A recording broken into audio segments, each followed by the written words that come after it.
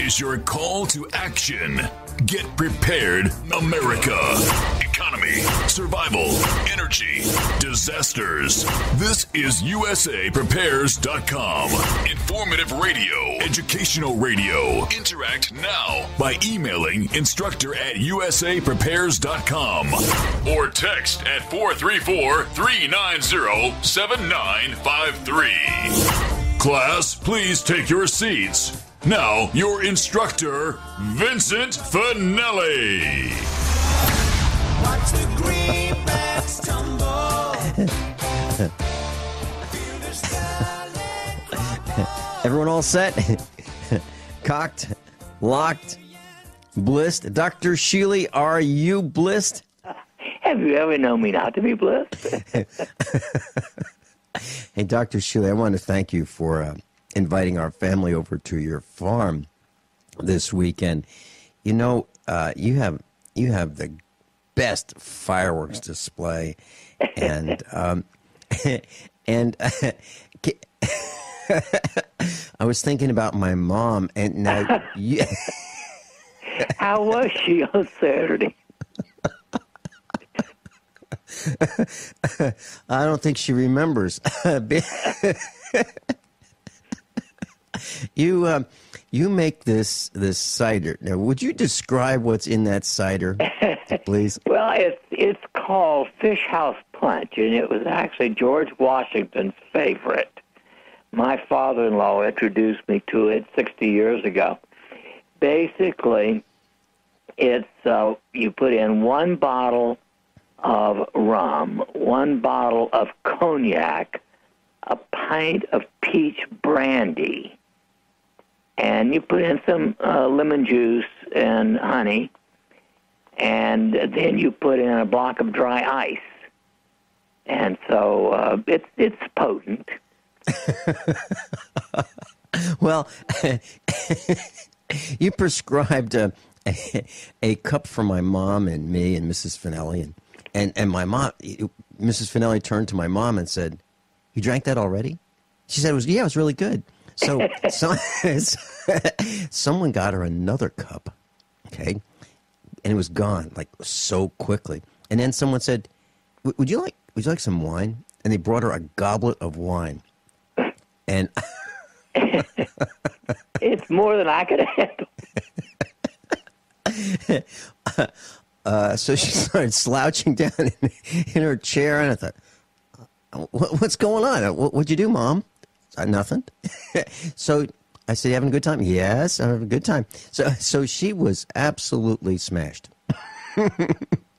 And I want to thank you for helping me get her in the car. We got her home. And I'm glad she wasn't driving.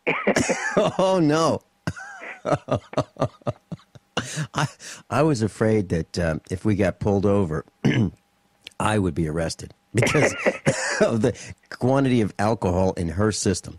But anyway, we got her home, and so our son helped the two of us, walked her to the house, and I actually drove the car right up to the veranda, almost parked right, on the veranda, drove her up there, and he and I got her out, and he walked her to her bedroom, and he said, "Okay, here we are." She goes, "Where am I?" And he said, "Your bedroom." And she said, "Are you sure?" So I just want to tell you, the punch absolutely works. The cider absolutely works. So that's the story about my mom. But we had a great time with fireworks, and you really have some very interesting friends, Dr. Shealy. Yeah, we met Ann and Greg. Now, I understand that they are psychics. That's true. I've known Ann for, at least 20 years, and she's one of those people who, quote, knows a lot of things. She's written a couple of books, and she's a very good, we prefer to call them intuitives. Yes. Mm-hmm. Well, she used the word psychic at one time. That's why I used that. Well, I used to. Mm-hmm. And in our circles, it's okay. Mm-hmm. But in some societal circles, it's easier and more acceptable, politically polite. Well, she and Greg were extremely bright, and we were talking about the economy. We were talking about the collapse that's coming, and you know, they are right on board. Dr. Shealy, you know, coming to your farm and chatting with your friends is like meeting a whole bunch of people that are all on the same page. There wasn't a single person that was not on the same page as we Well, normally. I don't invite left wingers.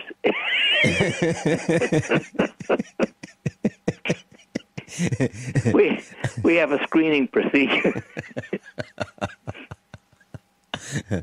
Well, it was a great time, and I wanted to thank you for inviting us over. Well, before the broadcast, I was thinking about all the restrictions and limitations that our government has placed on us. But there's one that I've noticed that they have not placed on us. And that is that they have not yet limited the amount of jobs that we are allowed to hold in order to try to make ends meet. I mean, we could have 2, 3, 4, 5, as many as we want, and there's no limit. Isn't that interesting? That's one thing that they haven't limited. Don't give them any clues. Dr. Shealy, I have a whole bunch of questions, but what would you like to talk about today? Well, of course, I'm always interested in talking about anything that's related to health or business or survival or being prepared. Okay. Well, let me ask you this. You invited me to do something. I just want to make sure that you really meant it. Did you really want me to call into your afternoon program tomorrow and talk about Fukushima? You bet. Okay. I mean, I think among other ridiculous things that are ignored by the ballless media, who are controlled by the psychopaths in power, Fukushima is a serious problem. Mm-hmm. Well, here's why I asked you about Fukushima. I was on the phone a few days ago with. Can you hear me? Okay. I'm sorry. Yeah. Oh, okay. The reason I say that, for some reason, I just lost one of the screens that tells me where I am. I'll bring it up during the break. So I'm flying without seeing any kind of connection screen. Okay, but we are connected. I was on the phone with a family friend, and I found out that his wife has thyroid cancer. And of course, it's usually, well, it's always what we hear. They had it, but we got it all. We cut it out, and everything's going to be fine. That's always what we hear, or that's most of the time what we hear, but that's not always actually the truth. It may be believed that the surgeon got it all, but sometimes they say, I guess we didn't get it all. They find that later.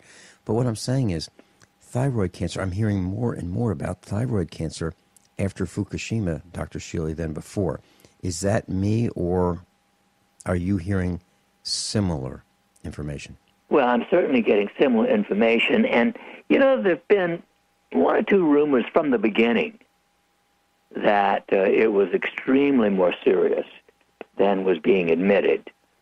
And, of course, there are many reasons why this is so serious. First of all, it sits on a seashore. Yeah. And, that alone is enough. And there's no question in my mind, this has been true in my mind since at least the 50s. The most stupid, serious era in human history is producing nuclear energy to try to get power out of it, because they don't know how to contain it. They don't know how to get rid of the waste product. It has the power to destroy everything on Earth, including Earth itself. Mm-hmm. Yeah, literally, physically could split the planet into multiple pieces, as well as destroy life and cause mutations. I received a call from someone who wants to come to our expo from Pennsylvania, a medical doctor, a DO, and we were talking about the 3 Mile Island nuclear accident. And I lived on the East Coast at the time, and this was in Pennsylvania, 3 Mile Island nuclear power generation reactor. And And he said, we lived 25, 30 miles away from it, and there was no evacuation. And I said, that's exactly right. There was no evacuation for people that far away. And he said, now the cancer is out of control. It's everywhere, all around there. From the downwinders all have it. And he was very concerned about the radioactivity in the air. He's concerned about Fukushima, just as you are. So there are some of us. And then we were talking a little bit more about the medical profession. And he was telling me that doctors, the senior staff, the senior medical doctors in a hospital where he is, are leaving and have left and are not coming back.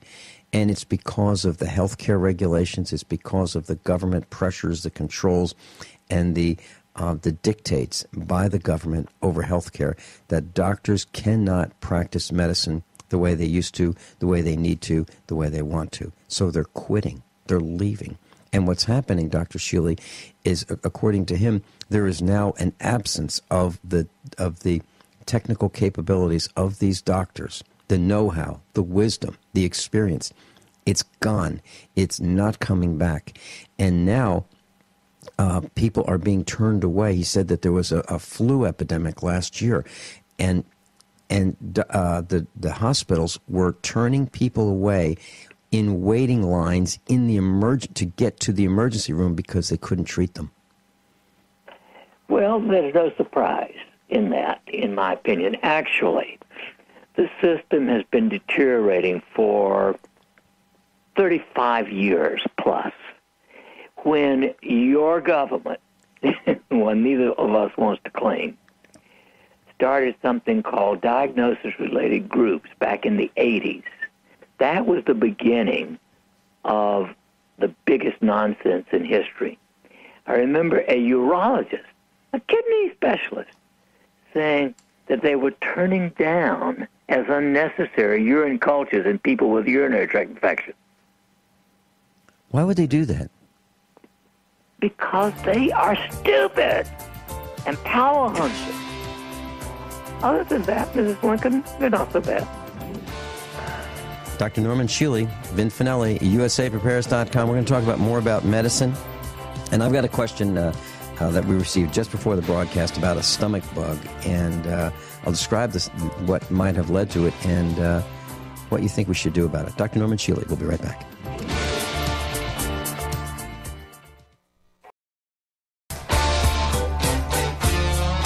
Dr. Shealy's with us.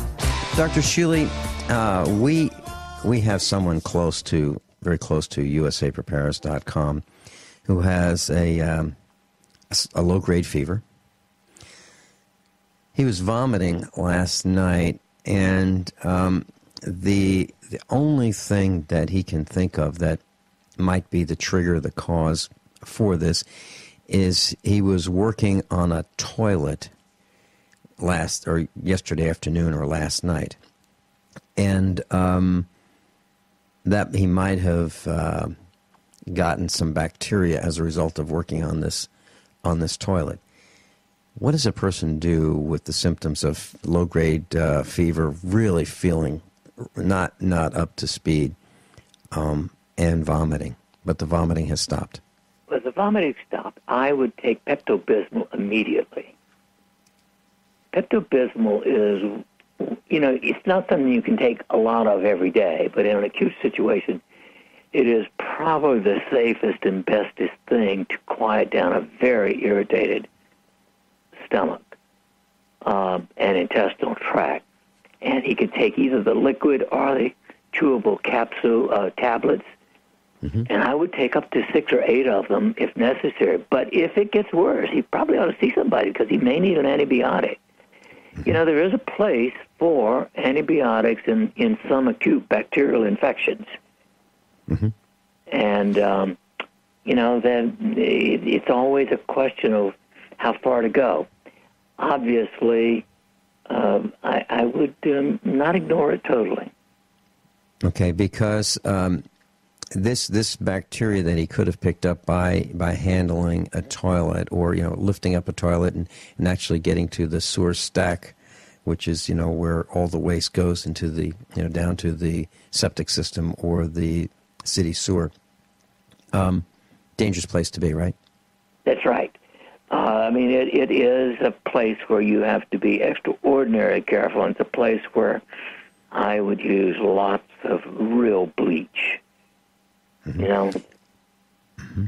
Now, when someone works on a toilet, Dr. Shealy, let's say we're doing some handyman plumbing in our house, and we have a toilet doesn't fit right, so we're going to replace the wax seal between the toilet and the mounting flange.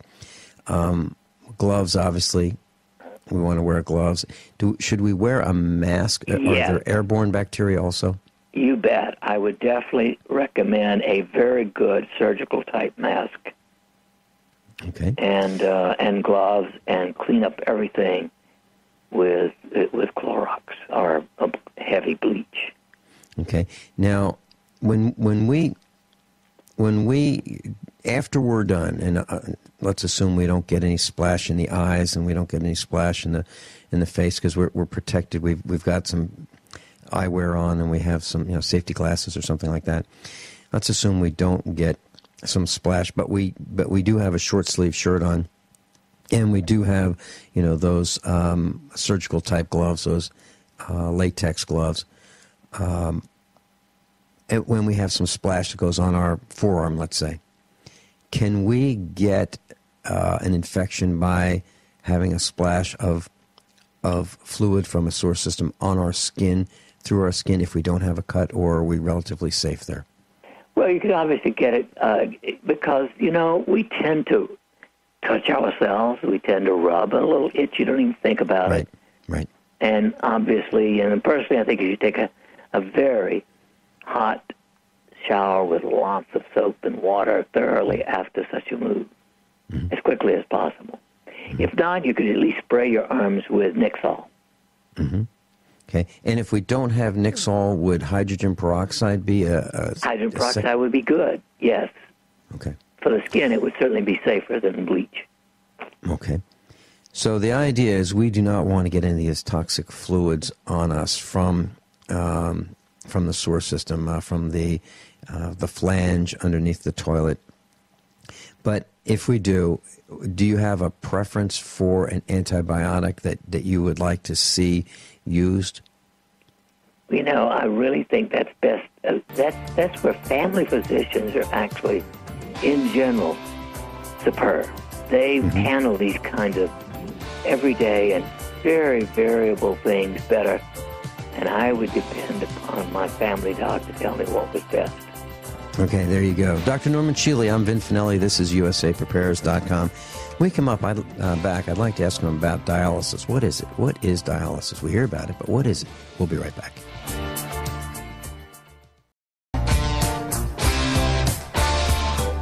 Hey, I don't have a return. There we go.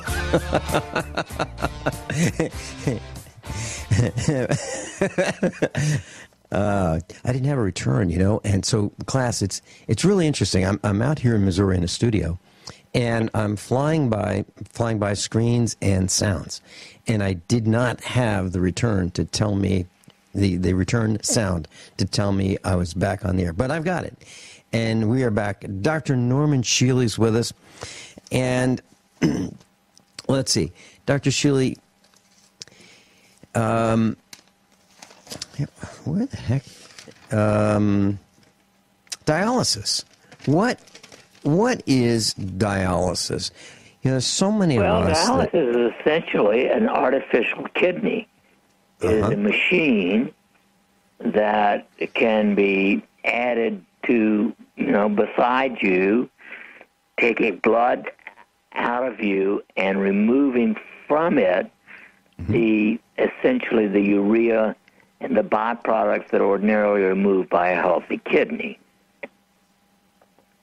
Okay, so we have an artificial kidney. Now, when someone says he is going to dialysis treatments, is a needle stuck or two needles stuck in his arm, one, taking the blood out and one returning it? Exactly. Or is it? Essentially. It is. Okay. And is this a process that takes hours? Yes. I mean, some people have to do it twice a week, once a week minimum. It's a very, you're dealing with a life-threatening illness, and you've got two choices, essentially, dialysis or a kidney transplant. Okay. So what we're talking about is like having an external oil filter for the blood. Exactly. Okay. So if we do this, Dr. Shealy, is there like a permanent fixture that's attached, an interface that's attached to our body that, we roll up our sleeves and there's the port for the blood to come out, and the in and the out? Or is there a new needle stick every time? Well, no, there can be, you can't leave it forever, but there are devices that can be used to give you a, quote, port, P-O-R-T, that can be used. Now, when a port is inserted or installed in the body, that's a foreign device. It's not made with human tissue, I assume. If that's the case, is there the possibility of an infection at that site? You bet. Not only at the site, but in the plastic-type material that is part of the port. Okay, so if we have one of these installed and we have an infection, is that just treated with antibiotics, or is it more serious than that? Well, most of the time it's going to be treated with antibiotics, but a good deal of the time they're going to have to take it out and replace it, because it's very hard to, quote, sterilize a foreign body once it gets infected inside the body. And that's where I was going with the next question. But before we do that, if we could stay on dialysis. So when someone is on dialysis, I believe you said it's because either they stay on it or they have a transplant of a kidney, right? Right. Okay.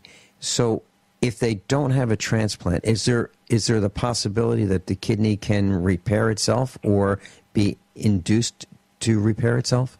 Well, interestingly, yes. In some acute kidney failure problems, more often than in chronic ones, the dialysis is sort of like a lifesaver, because it might only be needed for a few weeks. If there's chronic long-term kidney damage, it's not likely to reverse. Okay. And what would cause chronic kidney damage? Is it something that we have done to ourselves? Well, several things. There are certain infections, certain kinds of streptococcal infections, for instance, that particularly damage the kidneys. There is, of course, high blood pressure, and then there's drugs. Probably the most common cause of chronic kidney failure is drugs, including one of my least favorite of all, Tylenol. Wow. I'm not a big believer in that particular drug. In fact, I don't have it in my house, and I don't take it and never have.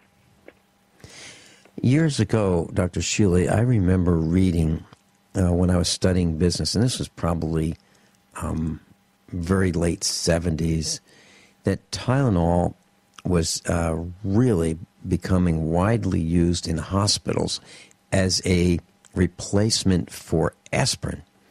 Oh, yeah. And I remember reading that the sole reason, was because of cost. It actually was able to be purchased by hospitals for less money than aspirin. Well, actually the pharmaco mafia has pushed it. They are the ones who really started the ad. The drug doctors prescribe most, et cetera, et cetera, et cetera. That's exactly right. I remember that. And you may well remember that on 2 occasions, Tylenol was removed for a weekend off the shelves because there was a contamination with cyanide. Yes, and they blamed it on... put back on because of the power of the pharmacomafia behind it. In fact, I consider J&J one of the most evil, and its subsidiaries one of the most evil of all the pharmacomafia companies. When you talk about J&J, you're talking about Johnson & Johnson? Yeah. Tell you a funny story. I'm sorry? I'll tell you a funny story. I can tell you a non-funny story. Well, this is kind of a humorous story. Johnson & Johnson had a plant in New Jersey, and it was on one of these major highways. And I was studying business at the master's level, and one of the students that was from that area in New Jersey, and he was in class, and he was telling me about this General Johnson, who was I guess the CEO of Johnson & Johnson. And he was coming down to this particular site in New Jersey for an inspection.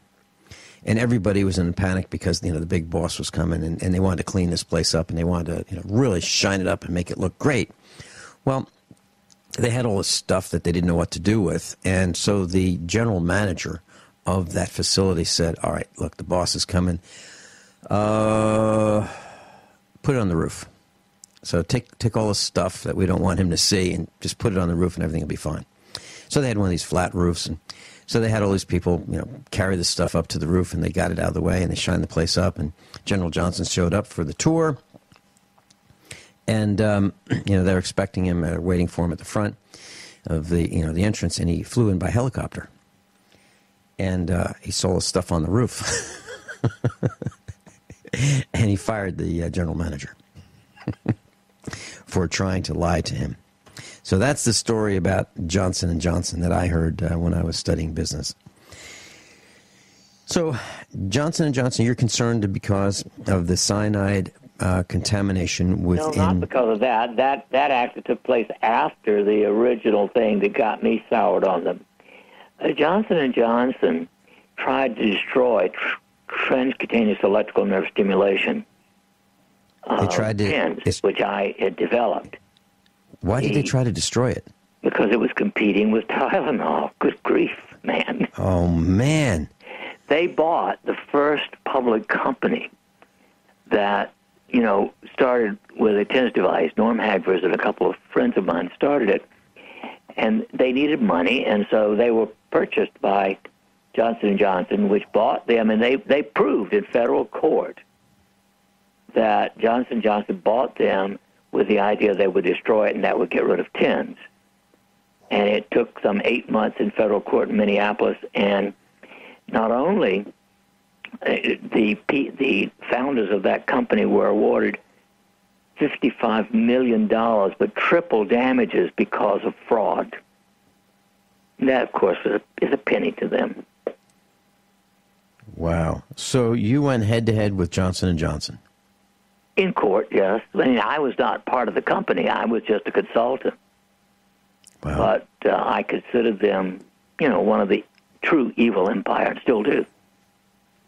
Dr. Shealy, while we're talking about evil empires, you told me a story that I didn't know at your farm this weekend about your obituary. You outlive your obituary. Well, I think it's was that considered a threat to you? I mean, is that why they published your obituary many years ago, to let you know that if you don't knock it off, the real one's coming out next? You bet. You bet. Well, let's talk about that. Can you tell us some of the details about how your obituary was published as a threat to tell you to back down? Well, when I was in my neurosurgical residency, actually it was in the second rotation, I think, of my long 7-year neurosurgical rotation, there was research going on that was unequivocally immoral, unethical, illegal, with no informed consent. The man in charge of it craved a Nobel Prize, and he had this idea that if he could develop a boron compound that got into cancer cells strong enough, they could then be irradiated, and alpha particles would destroy the cancer. Unfortunately, the closest they ever got was a 10 times greater concentration in the cancer cells in a normal brain. They needed a 51, and they never got that. But he kept experimenting with it. Every patient who came in with a malignant tumor was being given and tested in the operating room and otherwise with these boron compounds because it was killing people. I went to the bishop of the Episcopal diocese because I was Episcopalian to talk about Dr. this. Shealy, It was something like 18 or 19 research projects going. Hold that thought. We're going into a commercial. I'd love to hear what happened with your obituary. Dr. Norman Shealy. We'll be right back.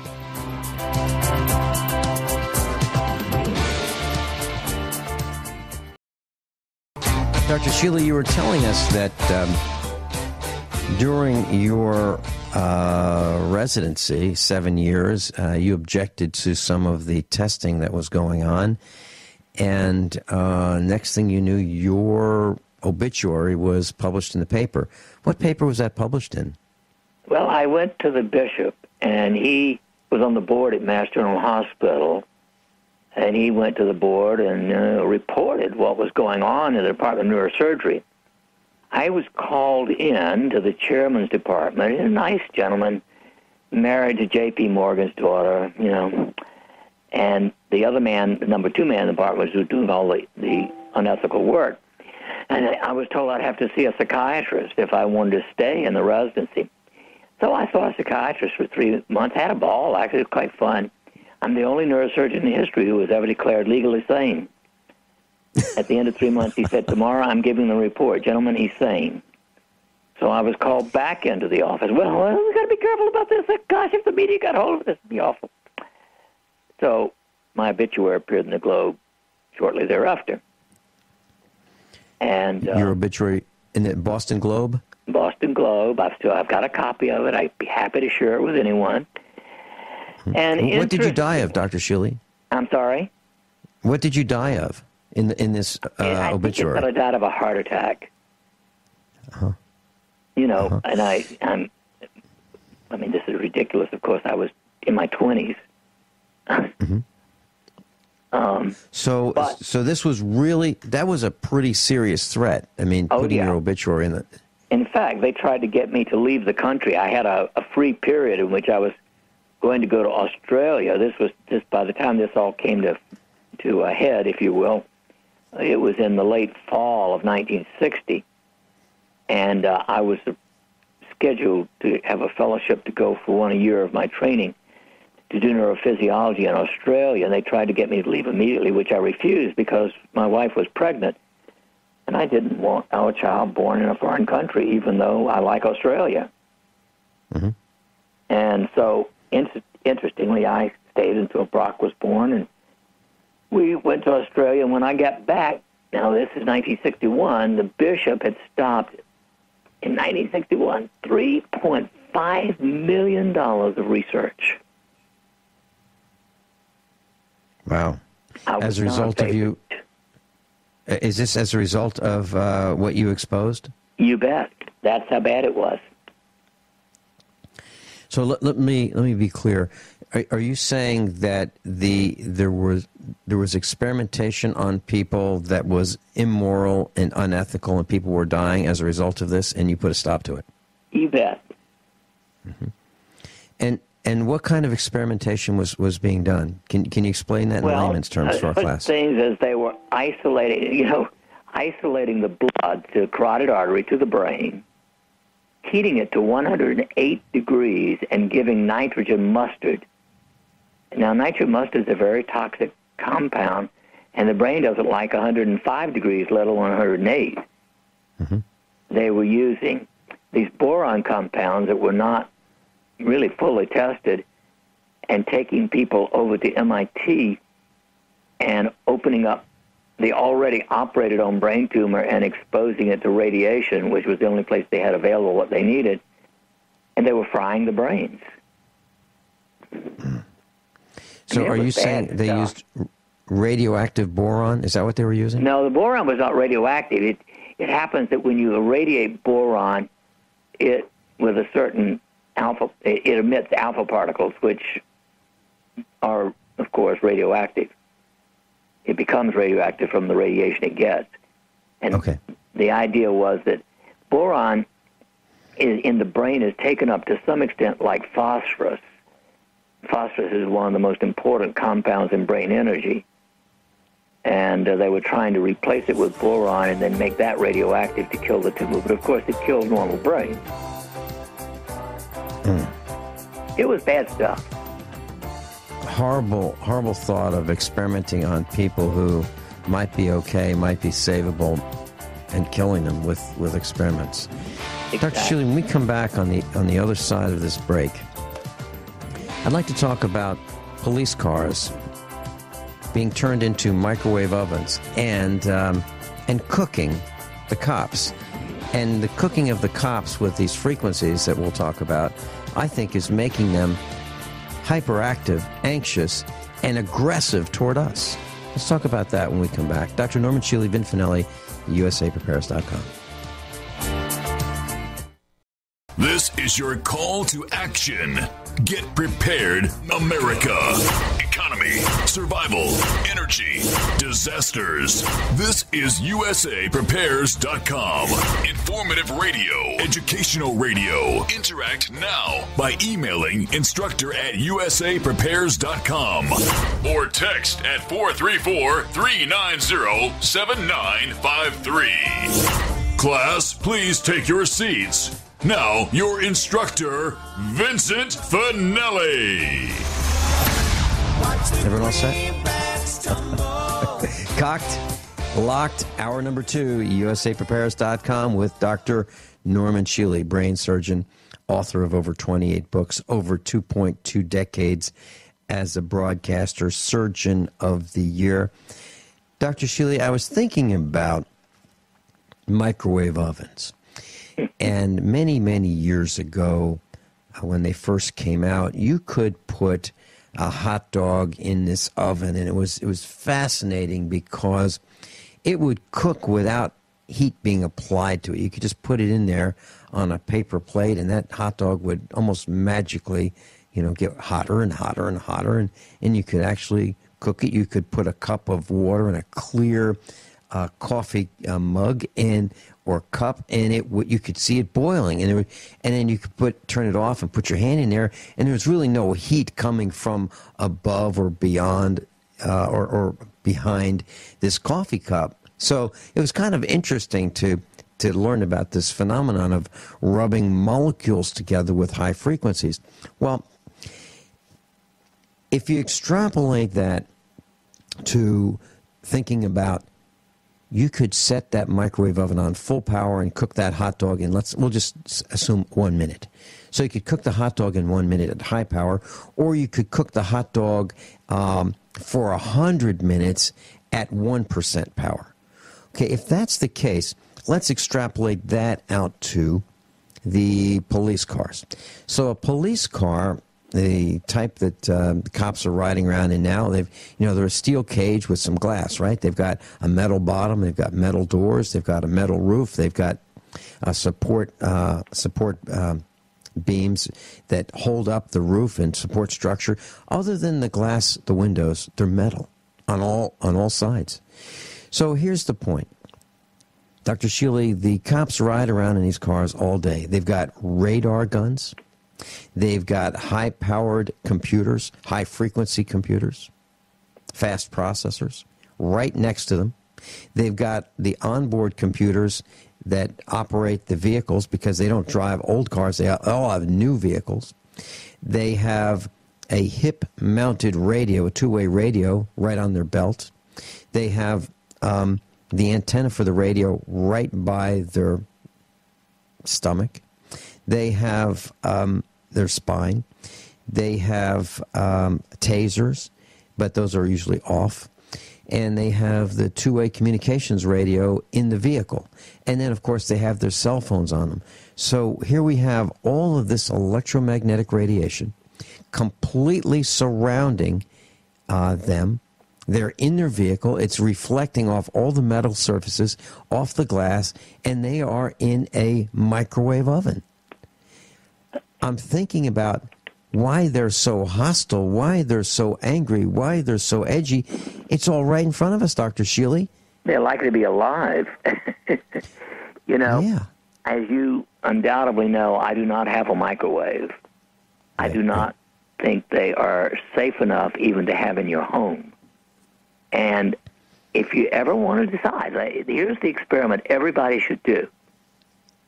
If you've got a microwave, boil a cup of water if you can. It's hard to do because it sometimes boils over. Boil a cup of water in a microwave. Boil a cup of water on the stove in a kettle. Let them both cool to room temperature. Taste the difference. If a microwave makes water taste bad, what on earth is it doing to other food? Yeah, that you probably can't maybe taste some of the differences because of the overpowering flavors of the food. Exactly. Yeah, and I understand there was an experiment that was done by some children. Now, I have not verified this. I have not done this myself, but I understand that there was like a science fair type project where some young children took microwaved water. They boiled water in a microwave oven, let it cool, and they watered plants with it. And they also watered plants with water that was not boiled in a microwave oven. And the microwave boiled water killed the plants.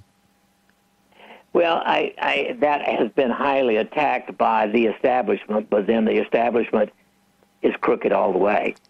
I haven't repeated that experiment because I don't feel a need to, but I agree that it is out there. It has been exposed that way.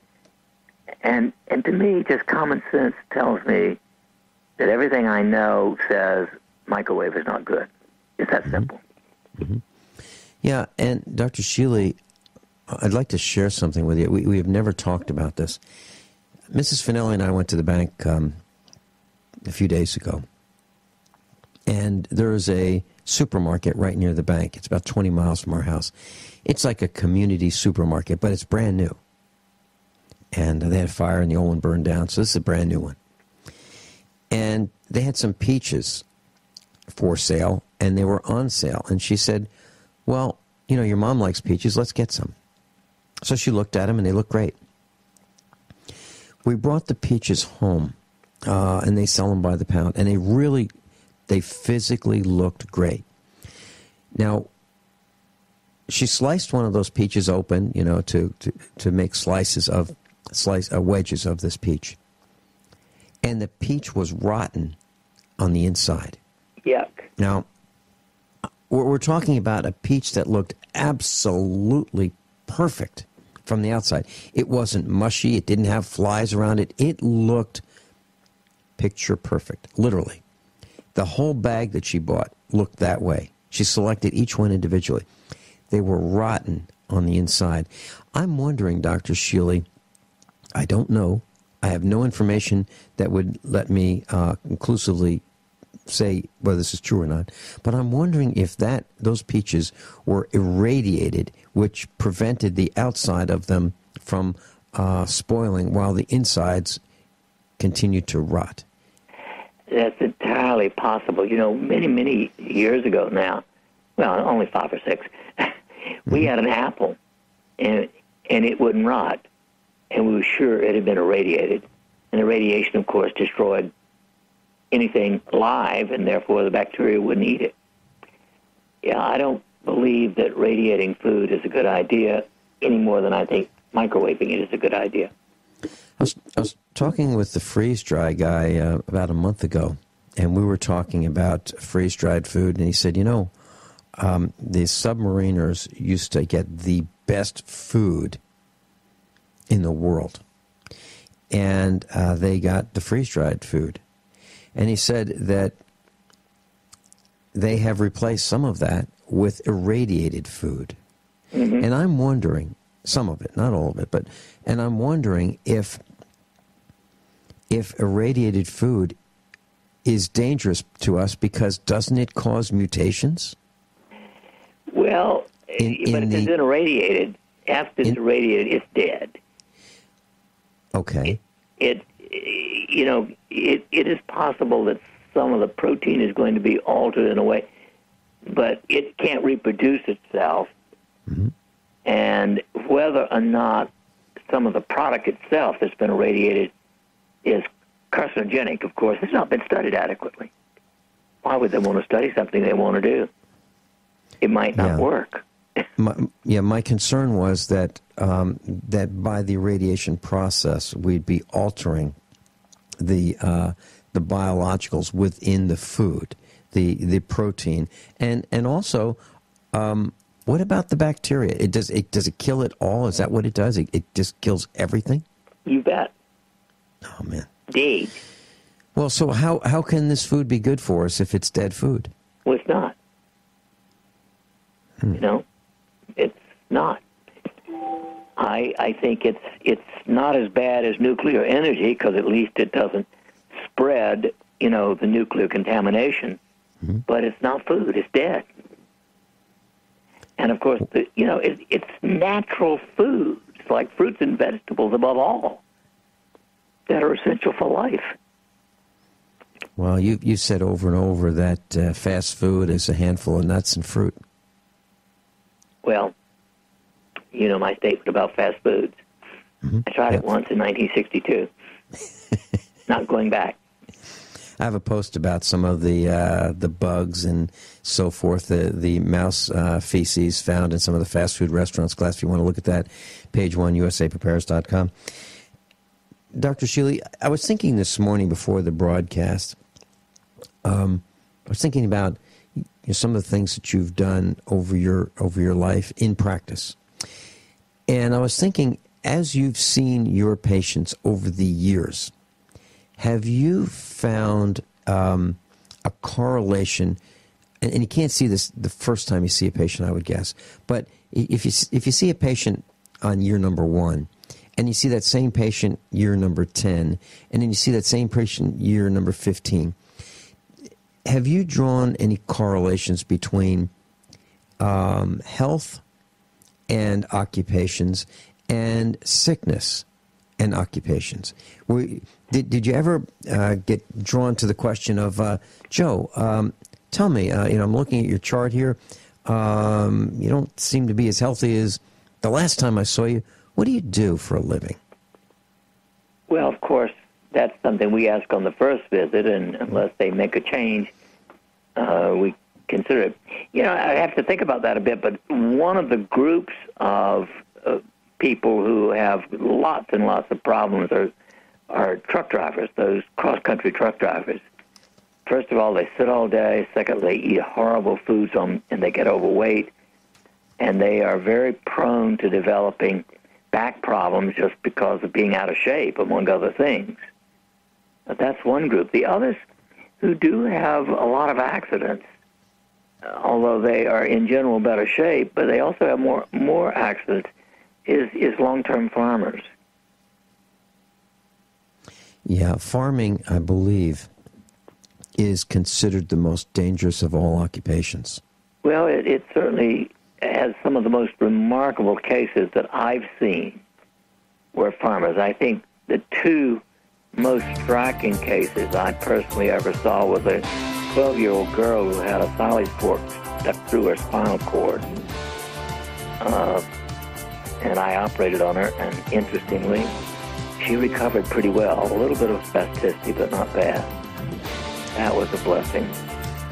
Dr. Shealy, Vincent Finelli, we'll be right back. Let's talk more about farming and farm accidents and the correlation between occupations and health. Dr. Shealy's with us, normshealy.com, NORMSHEALY.com. Norm, as in Norman, Shealy. normshealy.com. If you'd like to get a free copy of his newsletter, comes out a couple times a week, absolutely free.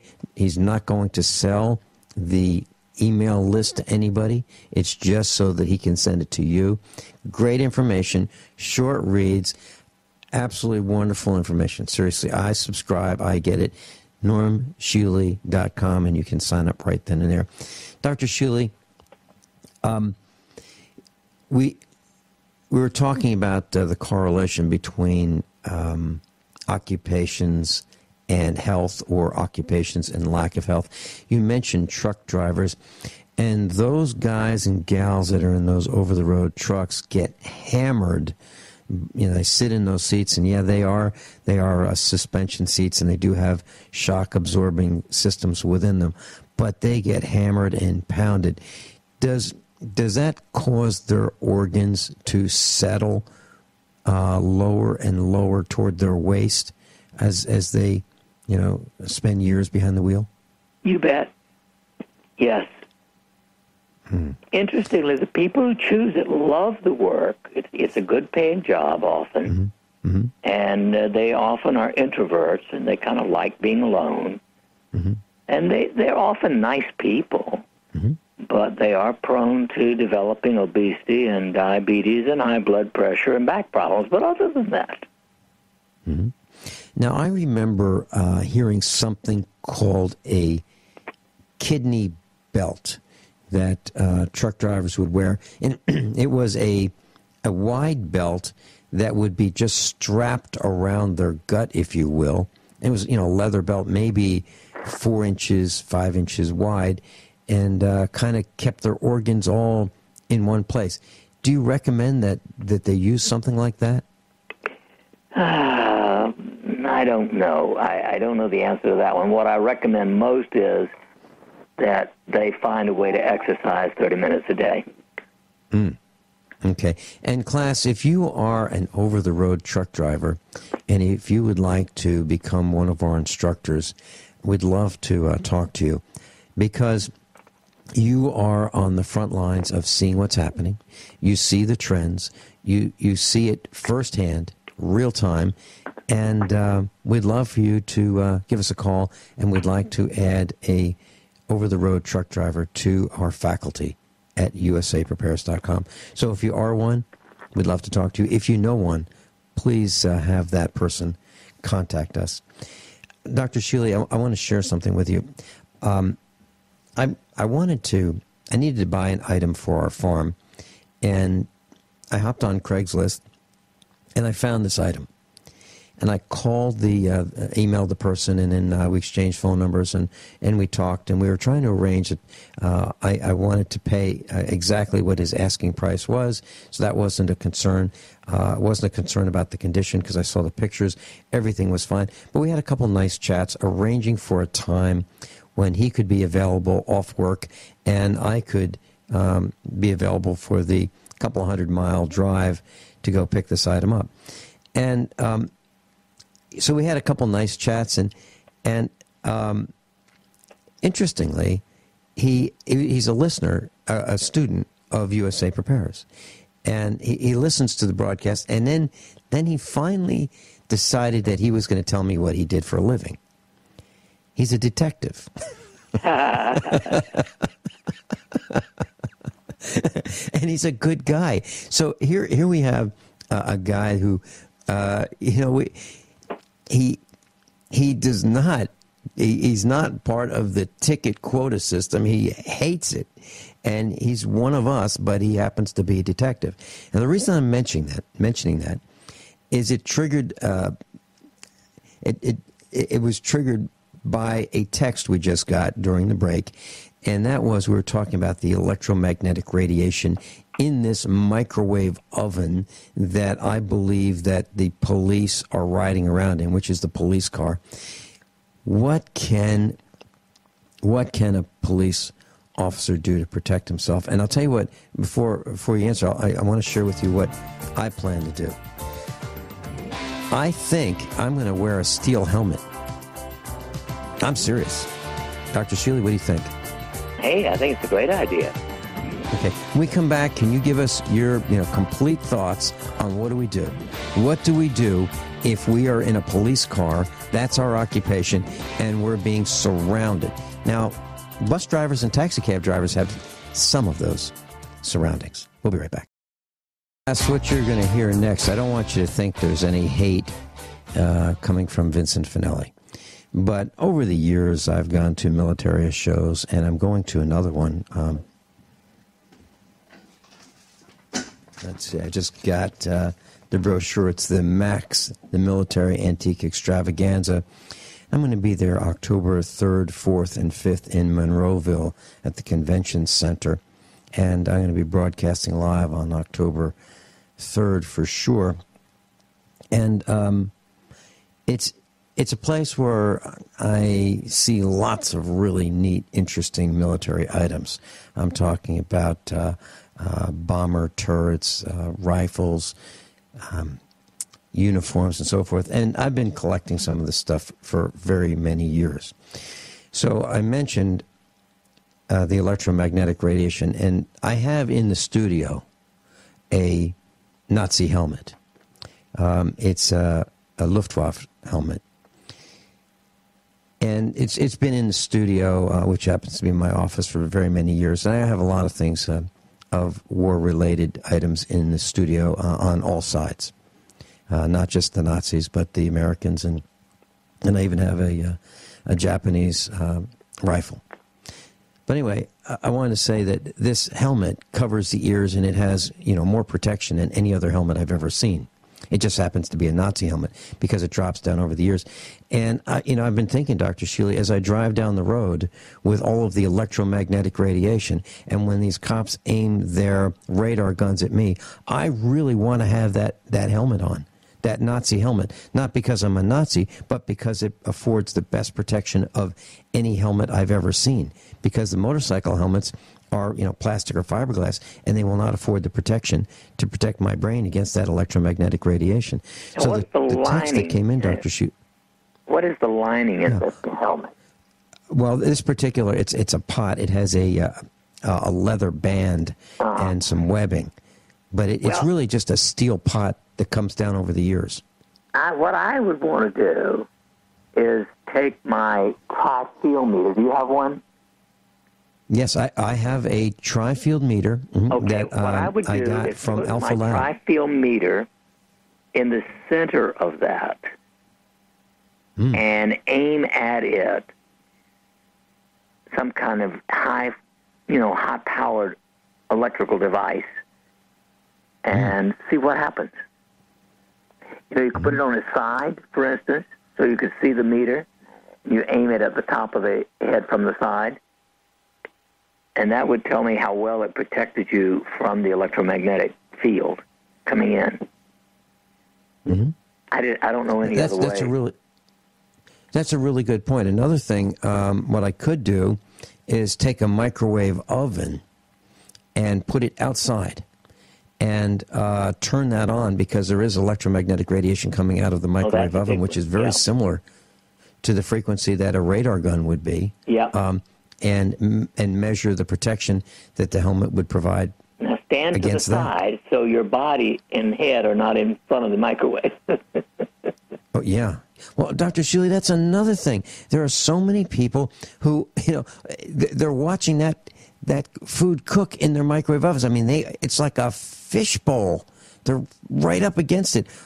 What are they thinking? Well, they've never seen a tri-field They're not meter. thinking. That's the operant word.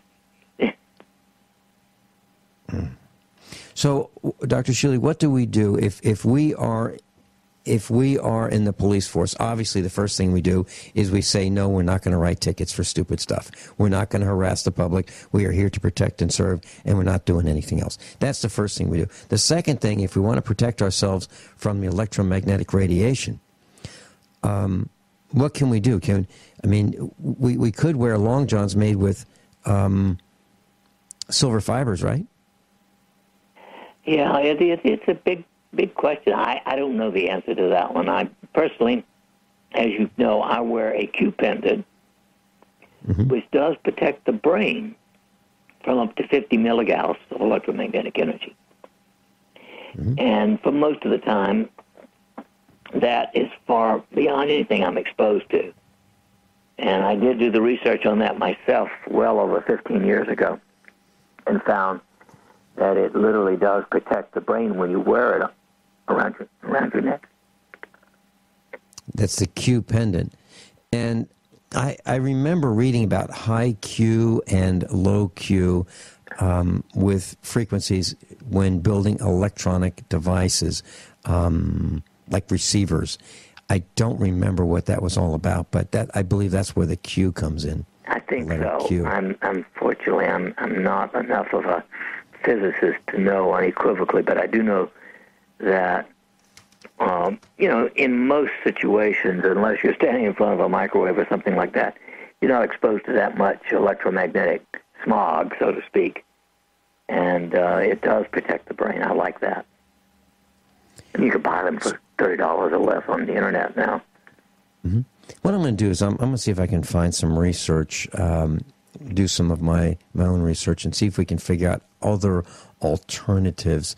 Obviously, one of the things that if you're in the police department, turn that darn radar gun off. Turn it off. Not only is it nice to have it off when you're riding around and not spraying us with it, the police won't be spraying themselves with it. And you can talk to senior police officers, and they'll tell you. They will tell you, oh, yeah, we've had these guys, and they put the radar guns on their laps and they got testicular cancer. That's common knowledge. So if you are a police officer and you have one of those handheld radar guns, please don't think that it only shoots out the front. It probably shoots out the back as well. Seriously, if you look at, and let me give you an example. I think we're a little off on a tangent. But Dr. Shealy, do you remember when we used to have color televisions back in the 1970s and the 1980s? And there were console-type TVs that you'd have in your living room. Remember those days? Oh, yeah. Okay. Well, the people who, they were tube-powered. And the people who serviced those televisions would have a TV repair shop. And what they had was a great big mirror, and they would sit behind the television set, and they would look at the reflection of the picture in the mirror. And they'd have this stool, and they would lean over and adjust these trimming coils for the best picture. There were adjustments in the back of the set, and they would adjust for the focus and horizontal synchronization and vertical and so forth, and they would make the picture the best, but they'd sit behind the TV and do that because that's where the controls were. Well, what happened was the cathode ray tubes were firing electron beams out the back as well as out the front. And many of them, if not all of them, died of cancer from being bombarded with the electromagnetic radiation from the cathode ray tubes out the back end. And the reason I'm mentioning this, Dr. Shealy, is there are many office environments where desks were facing each other. Back in the 1980s, the 90s, where they had these cathode ray tube type monitors, PC monitors, and the back of the desk facing you'd have the monitor from your coworker's desk facing you. The back of it would face you. You were being blasted with electromagnetic radiation out the back of the CRT tube. Well, no question about it. And, of course, that brings us to the whole concept of a, quote, laptop computer, which I don't like to put on my lap. Let's talk about that, Dr. Shealy. Well, I don't have any unequivocal proof of it, but there was a picture that came around within the last month or so showing some serious, essentially, burns of the legs from people who had extensive, constant use of laptop computers on their laps. Heaven only knows they didn't show the gonads, but I wouldn't go near one for that. I mean, as far as I can tell, as long as it's on a desk and your knees are away from the desk, your hands are not being damaged by the output from the laptop computer, and neither is your brain. It falls off well before it gets to your head. Dr. Shealy, we lost you a little bit there, but there was one of our instructors invented something called the Defender pad.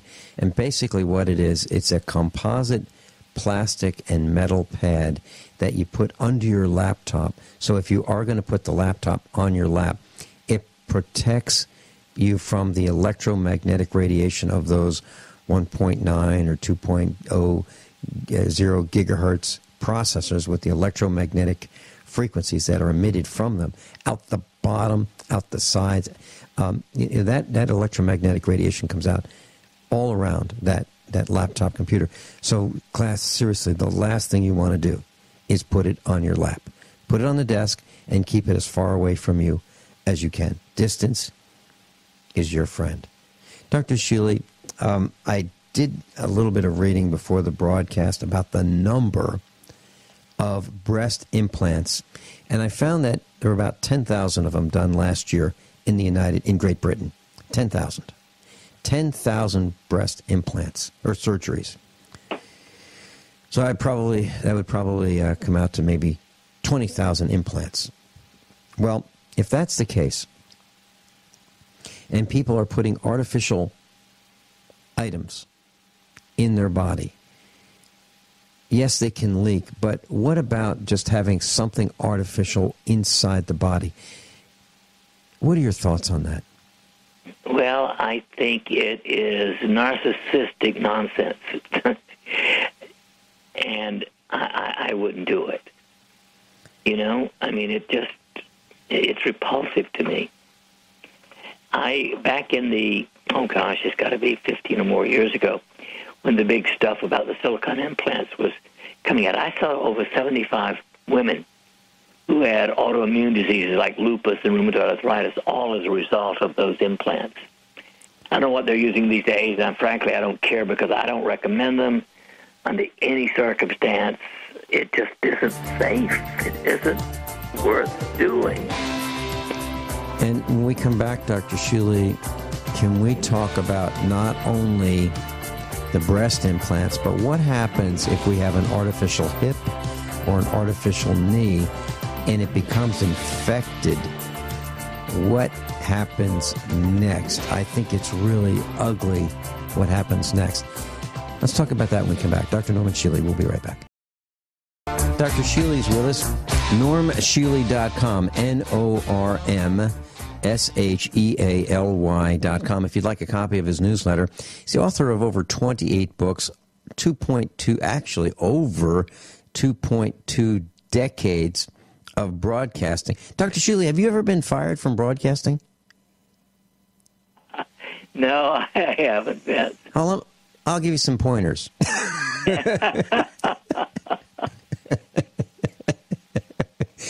It's real easy. Dr.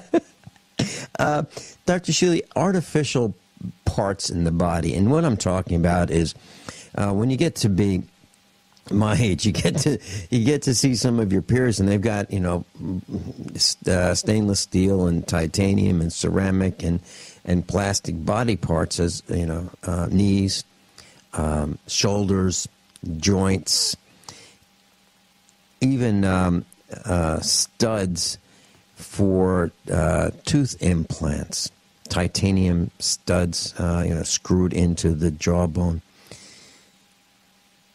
Dr. Shealy, my concern is infection. What the heck happens if a person has a hip replacement, artificial part, and gets an infection there? What do they do? Well, it has to be taken out, and you have to have intravenous antibiotics, and it's a mess. On the other hand, it's really important, very important, to keep your immune system strong all the time for any reason whatsoever, but most especially for someone who's got a foreign body in their body. And, of course, to me that means taking plenty of carotenoids like astaxanthin, plenty of vitamin C, plenty of tocotrienols, the best form of vitamin E. Those are your basic immune-enhancing things. It also means, adding things like mushrooms. There's a whole bunch of mushrooms that are really good for enhancing immune function. And so it means paying particular attention to keep your immune system strong. Okay, so if a person has a stud in his jaw or her jaw, an artificial hip, an artificial joint, a plastic part, a titanium part, a ceramic part, some non-original equipment piece in his or her body, They need to have vitamin C, vitamin E, astaxanthin, eat mushrooms. And then what about other healthy type foods? Tomatoes, fruits, nuts? Well, of course, remember, that? 80% of your food intake needs to be primarily plants. Mm-hmm. 80% and good, plants. healthy plants, vegetables, and fruits. You know, I'm writing a book that has 1,000 foods in it, and their potential health or lack of health benefits. Really? That sounds like an absolute must-have. I'm not kidding. Well, I'm I so think glad it you're will doing be. It's going to take me until the end of February to finish it, and that's a tight schedule as it is. But I have signed a contract to have it done by February 28th. Will you be giving us highlights? Will you be permitted to give us highlights about some of the things as you enter them into this book that Oh, sure. Yeah, I mean, all my neat? stuff, I can talk about it any way I like. Okay. That would be really neat. So we would get kind of a preview, an ongoing preview all the way to February 28th, what is going to be in this book, the kind of foods to eat. And then if we decide that we want to buy it, we'll have that would be great. That really sounds great because, Dr. Shealy, there's so many of us that are in the preparedness mindset, the survival mindset, that really need that information. I can't thank you enough for putting that together. Seriously, well, I'm not kidding. It's a challenge, of course, because of the amount of work involved, but it was such a fun thing to think about that I just couldn't resist when I was asked to do it. Oh, I love it. I love it. Shoot, we're out of time. I can't believe it. 2 hours go so quickly with you, Dr. Shealy. And really, thanks so much for having us over to Always at the farm. fun, yes. And I'm going to call into your show tomorrow, so please tell Gary. Please tell Gary it's okay to let Vinny on.